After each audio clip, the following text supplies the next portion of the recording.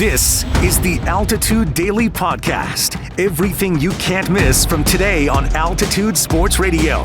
Mosher, Lombardi, and Kane. I'm the biggest Nuggets fanboy alive in Denver, Colorado. I don't think they're championship material. I hope they prove me wrong. Look at me. I hope they prove me wrong. Me too. I will be sitting here going, yes.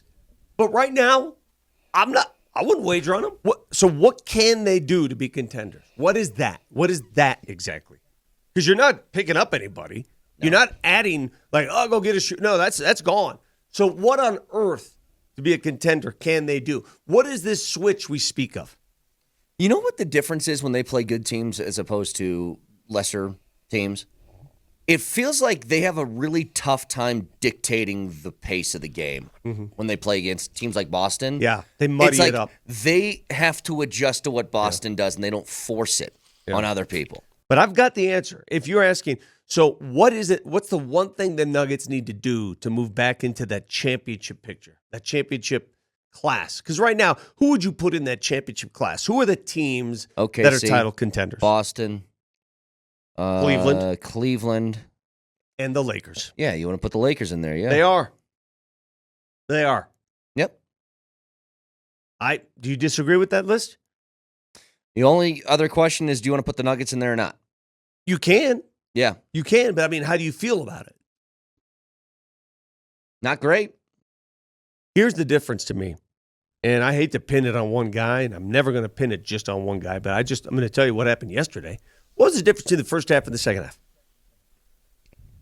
I don't want to jump on your thing. Go ahead. Who picked up their volume of shooting? Who picked up their play? Who picked up the intensity? Who picked it up in the second half? Jamal Murray. He was too timid to start the game. Yeah. In the first quarter, Russell Westbrook had 7 shots. Jamal had 1.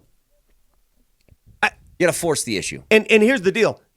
The rebuttal will be, well, they were doubling Jamal. They wouldn't let him. Are you going to be a star player or not? Star players get doubled. That's what happens. You deal with it. Yep. Who would you rather have the ball in the hands of non-shooters or shooters who are doubled? Shooters. We'll find a way. You send him through picks and screens to get open and make him score. You know what? You can't double everybody. Yeah. They're already going to double Joker. You know that's coming. You can't double. Listen, man, if the same intensity he played with in the second half, if he executed that kind of game in the first half, we're talking about a different result. The Altitude Daily. The Morning Sprint. There was a guy on my dad of one of the girls on my daughter's team, born and raised in New York. He's wearing a New York Rangers ball cap. All right. So I got a good scouting report from a diehard hockey fan, and it's exactly what you said about Lindgren. Very physical, almost too physical. Yeah, he can take some penalties. And some of the physicality has led to his own injuries. Like he has almost knocked himself out, not physically knocking himself, giving himself conks, but shoulders and stuff where he is so over the top of probably what these Avs right now are used to, that I was like, this is so welcome, at least for me, that likes the physical nature of the game, and bringing in an American defenseman that epitomizes some of what we saw in maybe even that first game against Canada. I know he didn't play on that team, but that type of style as a defenseman, where the Avs just haven't really had that type of guy. And the guy that you would point to is Josh Manson, who has not been able to stay healthy himself. I like that there is a second physical defensive presence. So that's where I look at this trade, and I choose to look at these trades glass half full, right? If you get Lindgren and he's healthy, you get Lindgren from 2 seasons ago, he becomes your Josh Manson replacement if you deem Manson not healthy enough to be an Av moving forward. And that was always the gamble with Josh Manson is he going to be healthy for the remainder of this contract? He's an older player, a lot of heavy minutes on those legs. And it looks as though at right now, like if I'm the Avs in the offseason, I'm probably looking to move Josh Manson, right? If you can't rely on him to play 60 games in a regular season, I don't know if he has a spot on the roster. I think he's a great player when he is right. When he's not healthy, he can be a liability on the ice in his mid-30s. If Lindgren is the version of himself that he was 2 seasons ago, he is a plug-and-place replacement for Josh Manson in terms of the physicality, the snarl that the Avs miss at the net front.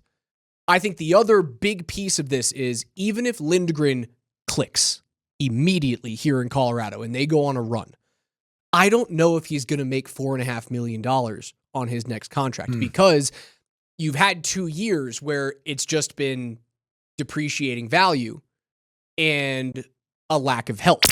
The Altitude Daily. Polumbus, Hastings, and DMAC. I guess I don't know what you mean by you're surprised there was a trade done. I'm fifth rounder. Good Lord.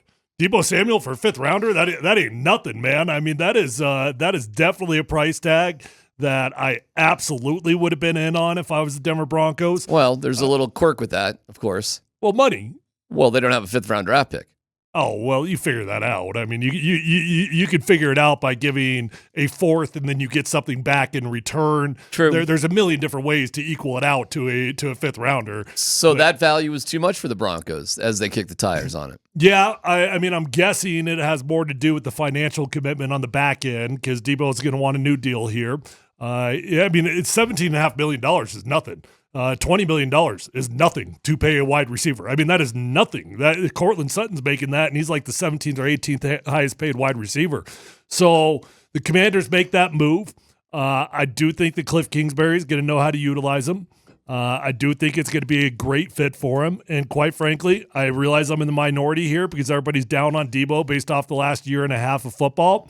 I think the Broncos made a mistake at a fifth rounder. That's nothing.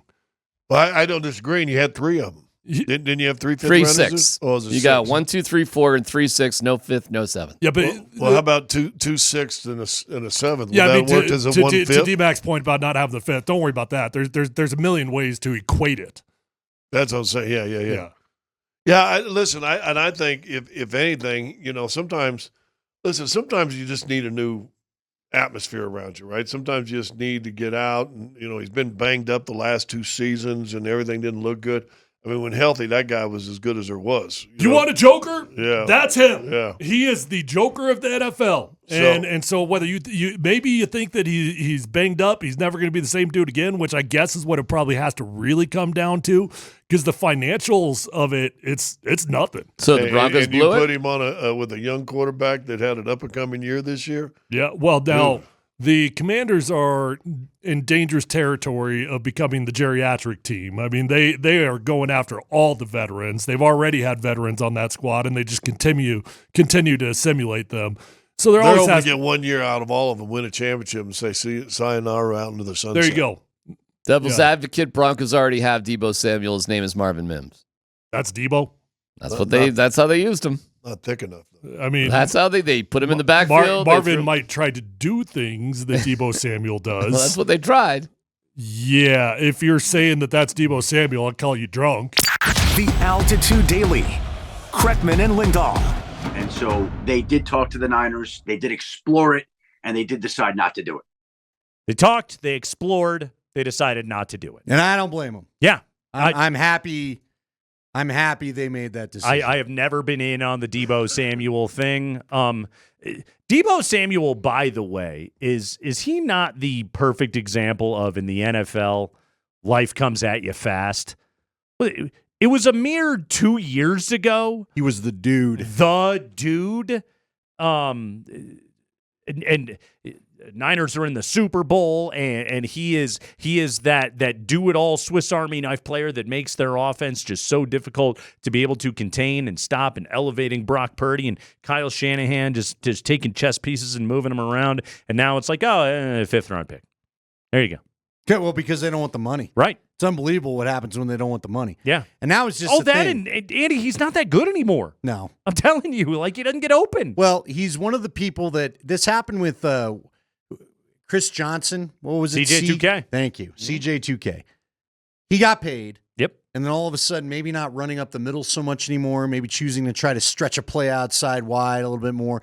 Look, Deebo played a very physical game. And it's hard to be as physical a player as he was for your entire stretch of your career. Doesn't take long. He was practically as much a running back as he was a wideout. Remember the whole big brouhaha over that, where he didn't want to get labeled a running back because he knew wideouts are getting paid more. And so it's tough in this league, if you're playing as physical as he does, to keep that up for a good long stretch. I mean, you can go from being the fantasy football darling to 2 years just being like an afterthought. Yeah. You know, remember the travails of Arian Foster, you know, and you can name 1,000 of those names. I don't want to pick on anybody in particular. That's just what this game does to you. It breaks you fast, and suddenly you're not quite so attractive, and nobody wants to pay premium dollar for compromised players. And so you end up getting moved for a 5th-round pick to Washington. Now, maybe the Manders get a full, healthy season of Deebo and you know, get the last, you know, juice out of that squeeze, but Broncos don't need to go there. You've been listening to the Altitude Daily. Catch us live weekdays on 92.5 FM, the Altitude Sports Radio app, twitch.tv/AltitudeSR, youtube.com @Altitude Sports Radio, and your favorite smart speaker. Say Altitude Sports Radio.